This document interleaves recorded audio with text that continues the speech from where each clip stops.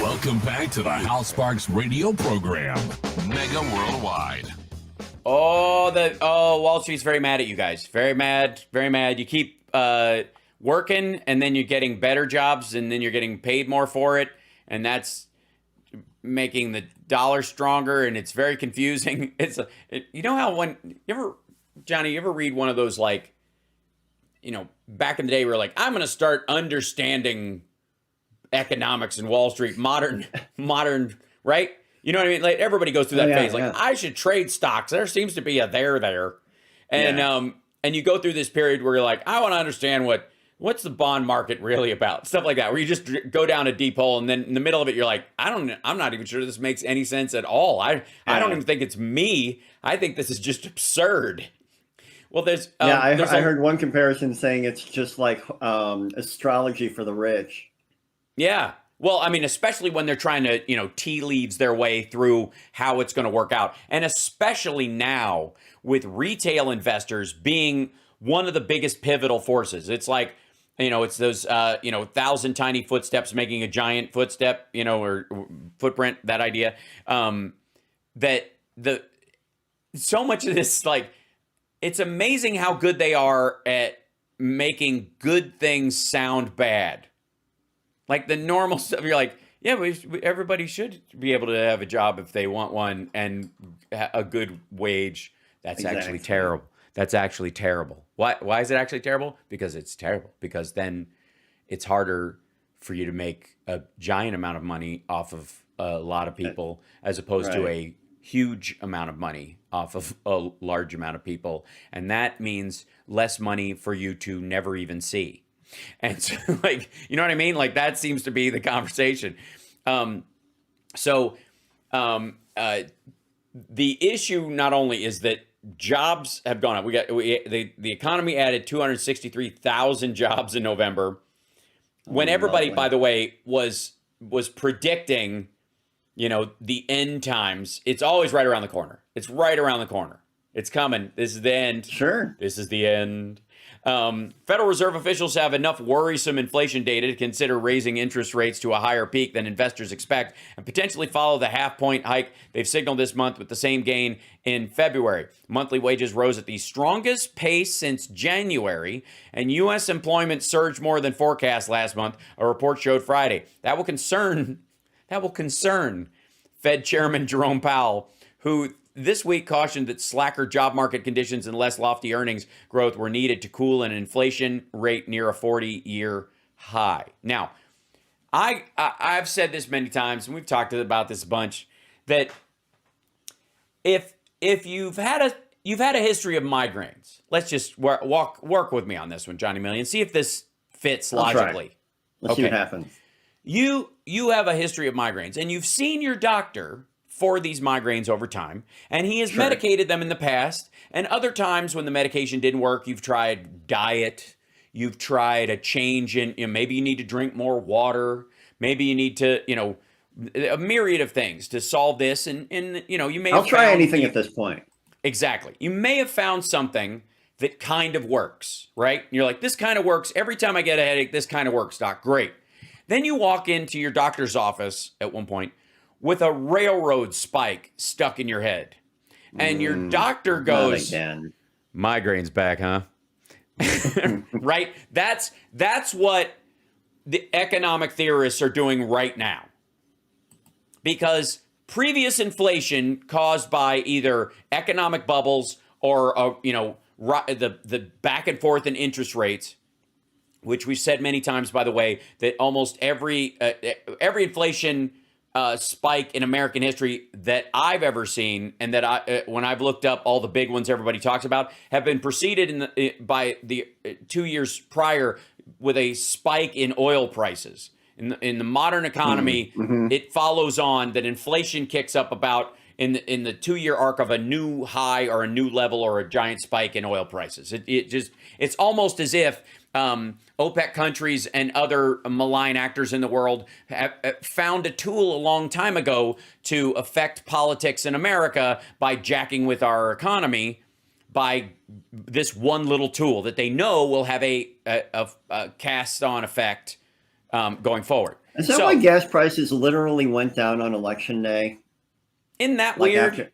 Yeah. I was like, why did that just go down 40 cents? Because somebody was trying to keep it high. Right. And by the way, everybody who thinks that like Twitter is manipulating the electorate by not posting a New York Post story that they couldn't even verify themselves from a hard drive named laptop that they called laptop, which is, like calling a stuffed animal laptop. Your dog, because it has a tag around its neck that says dog. I named my teddy bear Teddy. I believe you. I don't know why that's making me laugh so hard. I don't either. But yeah. So my cat breath smells like cat food. Cat food. It's exactly that, right? So the idea that our current economic system and the challenges it is going through has anything to do with normal inflationary pressures that previous inflationary times have shown is insane. It makes no sense because you have to pretend COVID never happened. And COVID, think back, if you will, just a couple of years ago when, a mere couple of years ago, not a sheer, but a mere couple of years ago when everything stopped. Everything stopped.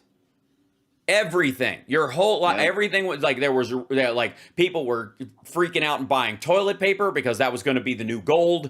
There were questions about like farm workers not being there. So, oh my God, we might have to ration food. Businesses were shutting down at a number unseen in modern history. Literally since the Great Depression. I mean, it was like we were all in the Dust Bowl at once. I'm still figuring out how to do a lot of the things I did before over 2 years ago. Right. Yeah. Getting back to normal life. Yeah. Getting back to quote unquote normal. I'm like, wait a second. I used to drive here all the time. Why is it so like there's just things awkward that and I haven't done for over 2 years that I'm trying to figure out how to do again. Right. And that like my girlfriend and I joke a lot about how much productivity we lose to cats on the bed. Because you're sitting there and the cat's on the bed and you should get up, but the cat's on your leg and it's so adorable, right? And so it doesn't last long. There's a law somewhere on the books. Yeah, like if you started that. Yeah, if you would stack those, house to house, number of people who own pets and the time they spend when they're like, I should be working out or I should be working, period. And you're like, but the dog is so adorable, you need some lovin's. Like you could argue, some idiot somewhere could make a graph that says lost productivity due to pets, right? And you spread it out over enough people, it always shows up as a big number. That's $1.2 billion a year, from cats or the sniffles. Paralysis syndrome, says Carl Alessi in the chat. Totally, and he knows. Yep. Carl knows. But we have not had humanity has not had a circumstance like what happened under COVID in our modern society ever. Definitely not. Yeah, not since the New York Stock Exchange existed. That's for certain. That's what I mean. Yeah, not since the age of cell phones, not since the age of personal computers, and everything stopped. Boats stacking up in harbors, fruit, rotting on the ground that had fallen because nobody was there to pick it and deliver it. Like, animals dying in gestation crates all over the globe because there were no farm workers. I forgot about all that. Yeah, I know. And that's the issue because everybody in the economic world right now, including Jerome Powell, are acting as if that never happened. And it boggles the mind that people want to, they're like, normally in financial pressure, what you're going to do is you're going to raise interest rates and tighten the money supply because, you got shut up. Listen to yourself. That ain't what happened at all. And when they talk about even like jobs coming back, like it's great that we added as many jobs as we did, but it also includes people who took 2 years or a year of long COVID that they just kind of sort of are getting over to start a new business again after their business was completely destroyed, just evaporated. Every dime it ever made. And I've stated this before, and we got to take a break. But the conservative estimate for the amount of money taken out of the U.S. economy by COVID in the year and a half pre-vaccine, where everything was closed down, is around $20 trillion. Just lost productivity, dead people who will never work again, factories that were shuttered, advancements that never happened, R&D that had to be restarted and had this lag on it, just stack upon stack upon stack upon stack. $20 trillion. And the U.S. government, in its biggest infusion of cash in American history, put about $6 trillion into the economy in direct payments and loans and grants. $6 trillion. You cannot plug a $20 trillion hole with $6 trillion. It doesn't work that way.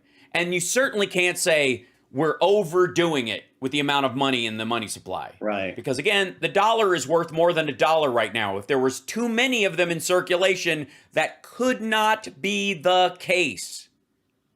That's crazy. And this was a worldwide problem.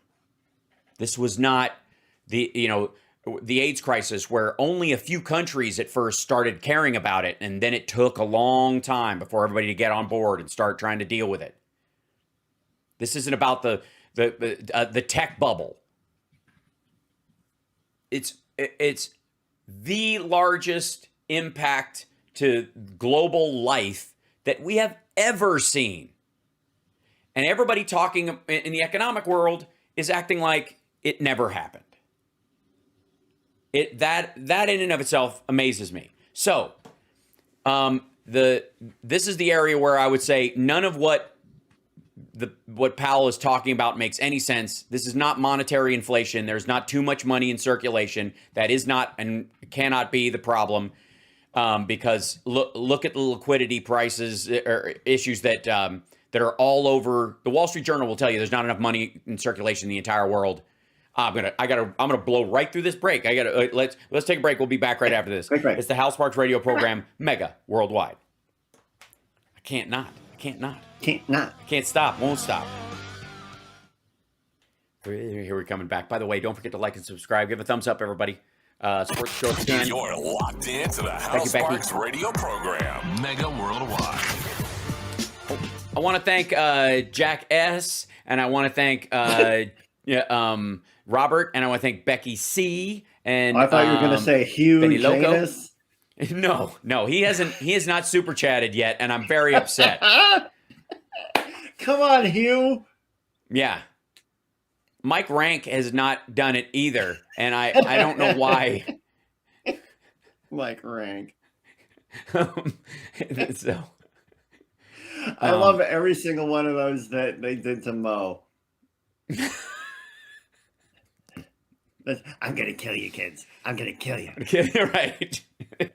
So the thing I'm showing on the screen right now, for those of you, for the who's at home who aren't watching on the live stream, infotainmentwars.com. We don't need the documents. We have it all memorized.